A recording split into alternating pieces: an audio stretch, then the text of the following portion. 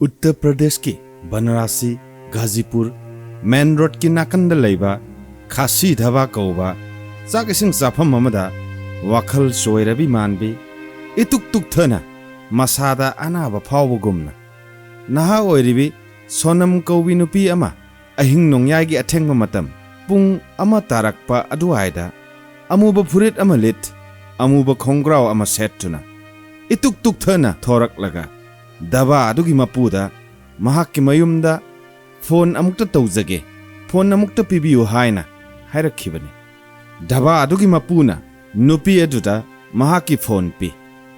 phone adudagi nupi adugi mabungda call tawraduna wari hek sanaba haubaga nupi adu kappe wari watai adu pau ifau phauna dabagum taw khasi daba adugi mapu sahil yadapna ipa pakhatna Nupi adubu daba aduda chaba thakpa lakpa miyamna phamnaba thariba chaukri amada phamanlaga ising bottle ama thaknaba pi nupi adugi mawong amade masagi phibam urubada amukka hena nungaitre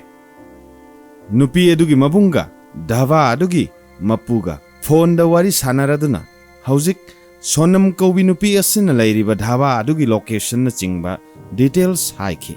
nupi adugi mentally disturbed oiraba mawong adubusu daba adugi mapu sahil yadapna sonamgi mabungda tamme sonamgi mabungna fibam madu lure khanbana manak nakpa police station da paw pinaba amade hospital da pukhat pinaba hairai thinthadana sahil yadapna police da paw piraduna police kauki numit ado 2025 ki June gi tarik nipal amadi mapan ga lonaba ahingda thokkibani Tuna, police mapam maduda ahing nongyay matung angan bapung aniga minute kuntra rom tabada yosin laktuna sonambu Ghazipur Medical College Hospital da pukhatki sonam kamdona matomda wakhal soirabi amagumna khasi dhaba manakta thorakhi bano kanana kamdona mapam maduda hundok piram libano mata maduda masagi phibam kayam soksin labage Taminarase. Hojik makide, achauba case ama, chenabagi, sonam, police custody the lairibani. Mahak na khasi daba adu the thorak panumit adumaktada, police na mahak, fakivani. Karimaram gifarivano, wari asibu, Loibafaoba tabiraga, kang bigani. Taminarase. Indorgi, Kuswa nagar kauba lammamada, plywood ki factory tauduna laiva, David Singra Guvan Siko Nupa Amagi Machano Pini, Sonam. Mahakna Mahaki family gi business adugi, Ayamba department sing yang sinle. Yamna hay sing binupini. Billings, account samasung, Pumna, Chow Yang Yang Bagitabaksu, Mahakna, factory adugi the Makta, Tauduna, Saukatna Bahone. 2025 ki May 11 da Sonam Luhongki. Kanada Luhongki bano, Kamdona Mahak Matom da Wakhal Soirabi Amagum. Ahing nongyay adu the thorakibano taminarasi Indogi Saka Nagar da laiba Asok Raghuvanshi kauba nupa asigi macha nupa ahumle Sachin Bipin amadi Raja Raghuvanshi ni Sachin amadi Bipin di mayum makai palne May 18 faobada di Raja Raghuvanshi pakhang oiri adubu May 18 2025 ta Sonam Galoinana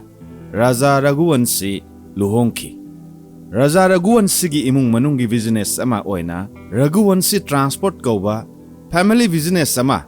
2007 dagi haudoktuna school amadi coaching institution singda bus santoktuna salairaga mayai oraf santok laina hingba family amani Raja Raghuvanshi na makoi imungi business adubo mapung oina yengsinba salaiba mioine Mahakna luhongdringai mamangda oiramba mahaki punsi luhonglaba matungda oikhiba mahaki maraibak thoidok na khetnei aya mamatamda momon nokmi tauduna miok michan yamna phaba misakne Raja Raghuvanshi sonamsu adu mangai maithong taha dabi nokmi tauduna adumak lay yengbada changkholi ningthi jai sonamna luhongliba nupa asi Raja Raghuvanshi dan makhoi anigi luhongba si imung manung haina singna bagi mawong da hongki pakno chana ba yengbada yamna phai makhoi ani luhongbada afaba ngakta oi haiduna ahal laman imung manung yamna pamna na luhongkhiban adubu khara su thuna luhongki aikhoi gilam gi chanabi natrabasu atoppa lam miram gi chanabi ama oina hek luhongba loiraba matung bor kaina ani chanabi ama oina atoppa mafam phajaba amada paisa tingna honeymoon chatnai honeymoon gi thoidokpa wahan thok haibu nauna luhongliba nupa nupi ani adugi privacy amadi makhoi ani gi yumban punsi gi hawgalakpa mikupta nungaiba phongdokpa oina arappa phajaba mafam amada hek hek chatnaba adubuni miram gi misingdi tangai phadana chattaba yadraba thabak ama oina chatnai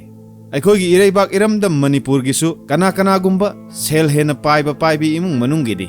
honeymoon ase chatnai thengnakhre maru oina honeymoon gi mafam ase mahusana ningthijaba mafam singda chatnai marak asida mahusagi oina phajaduna lairaba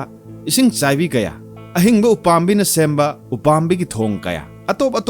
fajaraba chingmai chingsang kaya amana pukai lankai thanna leiba India gi awang nongpok chidai da leiba Meghalaya su tourist sing na yamna pamna na chatnaba lam koifam ama oirak levani luhongbata ngariba Matei-Manao singi honeymoon chatpagi apamba mafam su oirak levani Meghalaya state adubu Meghalaya da koiba lakpa luhongbata ngariba nupa amaga nupi amaga makhoi anemak mangkhibagi thaudok amana me thagi loiramdai da Meghalaya da nattana Bharat ki awang nongpok lamdambu mi yamna hatkanba lamdam oina social media da uki social media da machin kallaba comment pibiba singna ngaihak ki wakhalna achum aran khangdana faorakpa wahei wata ngangduna Meghalaya state amadi awang nongpok lamdambu mi gi mapot masai yamna huranganba munganba mi hatkanba umangda leiba mi singni haibana singba sandoktuna asuk phajakraba mafam sing asida mi lakpa kinaki Mangkhiba nupa aduga nupi aduga koithi thibagi thabak yangsinki social media da ngangnariba saknariba Meghalaya bu lan uriba sing adu Meghalaya ge hai singlaba police singna mai thiba piki nupa aduga nupi aduga koithi thiduna puthokki Meghalaya gi miyambu social media da chaibi khiba sing adugi apology tawgadabani haibana singba phongdoknaki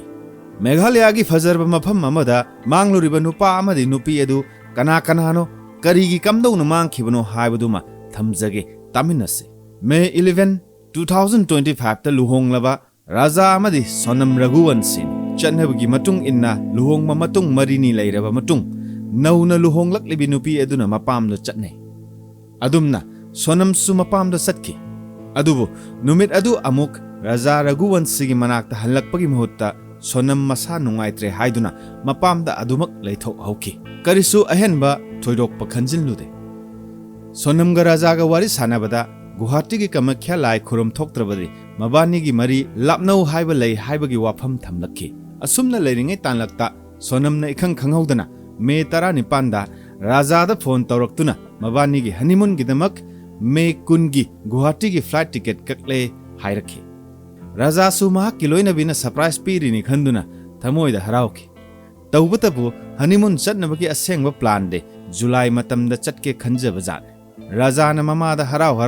sonamna honeymoon gi flight ticket kaklakle May 20 da chatpa tare haiduna tam mama na makhoi hanlakpagi tarik ti kaya da tare hangai raja na khumi adumakti sonamna haidoraktri raja gi mama na sonamda amuk hang nakhoi honeymoon chatlani hai hanlakpagi tarik ti kaya da tare sonamna khumi Guwahati da yauraba matung Kamakhya lai khuramlaba matamda hanlakpagi flight ticket confirm tarage hujiki di hanlakpagi ticket kaktri khumlai mamasu macha nupa amadi mamongna sinlibadu fare khanduna hoi khum flight ki matam matung inna rajana May 20 da rapido bike ama book tawraga mayumda gi bag ama yanduna thorakki sonamga airport ta thengnaraduna Guwahati gi damak sonam amadi raja Indore dagi flight tongduna lakhi Guwahati yaurabada sonam amadi raja anina Kamakhya lai khuramminare sonamna raja da trip asi khara extend tawraga Meghalaya yausinlurasi haina hawdoklakhi raja su mahakki loina bina haraw hawdoklabanina wafam adu haraw yai tang kunithoi da taxi waiduna Guwahati dagi Meghalaya gi capital Shillong yaurakle Shillong dagi amuk rental gari macha ama waiduna Sirapunji gi Maulkhyat khul tamna lai Maulkhyat makhoi gi homestay leifam amada gari thanamlaga manak adwai da leiba Nongret kauba mafam amagi step lising ahum kumthaduna turel amagi mathakta laiba double decker living root tamna mafam adugi Bhagwan sai ko nupa amana guide oina nektuna puraga chatminari nongrait yaurabada numit takhiram hanbasu khudong chara roidaba maramna sipara homestay ko mafam mamada makhoi ani ahing duma laiminaki mathangi numit me kulhumdoi 2025 ayuk ngata hogatuna iruza mai thazai tangna lakpanina koiba yaba koihoba yengba yaba lam kayama yenghobagi wakhalne ayuk pung manga makhai tarakpada homestay dudagi check out tawraga mathon ani leiba upambigi thong adu tamna lai honeymoon gi nungairaba wakhal amada photo video khara kaplaba matung makhoi gi gari khamlamba mafam maul khyat tamna kakhalakpagi lambida nupa ahum thengnai makhoi su hindi marol ngangi meghalaya da hindi marol pakna ngangnade khasi marol amadi local language kya mangangnai hangnarubada nupa ahum adusu indoor dagi oiramme atopa lamama sathoklakpada akhoi isage lamgi mi thengnaba haibase harau tayamna wari watai sanaba hongna sani raja raguan sidi hanadagi mi thengnabada nokmi wari watai hekta sajanba yamna thuna marup mapang oiganba miyoi oina tawbana thengnariba nupa ahum adu asum wari sanaduna lakpana lambi su tension le gari khampam parking adu yaukiba khanghaude sonamna hogdoklakpagi matung inna makhoi ani Waisadong Falls kauba ising chaibi ama amuk satlusi hainaraga lakminnariban tanja sanana nupa ahum adusu Waisadong Falls satkadoribani hairakpada phare adudi punna chatminnaba yare haiduna wari sane mall khyat yaurabada makhoina khamlamliba makhoina wairakpa gari adu amuk thauduna Waisadong Falls lambi tamna lai sipara homestay dagi ayuk anna thorakpana makhoi ani ayuki chana thaknaba karigumba amata chadana thorakhibani aduna makhoina Waisadong Falls tamna lakleba lambi gi matai amada lafoi yonpham ama thengnabada lafoi khara leinaba gari kham lafoi leina rajana mamada phone call tawduna wari watai sane mamana machagi damak wajai chana thaknaba phanglabra karamna tawre hangai rajana mamada khumi hausik lafoi sari hausik sidagi amuk waterfall tamna chat tawre asumna khumi asumna makhatana sona mamadi raja makhoigi scooty adu amuk thauduna Waisadong Falls tamna lai nungthil pung ani muk tarakba aduwaida Waisadong ising saibi gi changpham gi parking mafam riet arliang yorakle mafam aduda gari khamle mi isiksi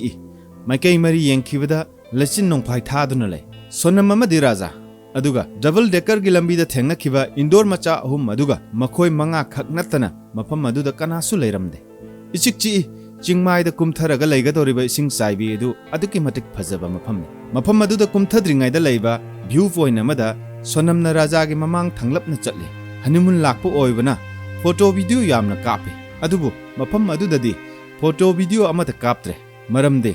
mafam adu yaudringaida raja da lakpa business ki call sing aduna honeymoon lakliba Matei-Manao mabane gi wari kaire haiduna sonamna raja gi phone switch off to honkiban view point aduda mamang thana chatliba sonamna raja da onsin laklaga momon minok tamna wari watai saringaida raja gi maningda chatliba indoor macha ahum maduna maningdagi raja gi makokta thangna yansin lakpani I thoktuna wan thaduna leimaida haitharaba raja da amukasu mamangdagi thangna anirak amasu yansillaba matung angamba chingmai aduda khariba sambal adu lana thangkalaga asongba angamba chingmai aduda raja gi thawai yaudraba hakchang adu langthoklaga thanamki chingmai adugi awangba amadi angamba aduda raja gi hakchang adu phangba waga dawba mafamne raja di mafam asida siduna taaduna lehore sonamna kamdauna Uttar Pradesh ki khasi daba hotel amada wakhal soirabi amagumna thorakhibano makha wari taminase mathangi video ngaibiramo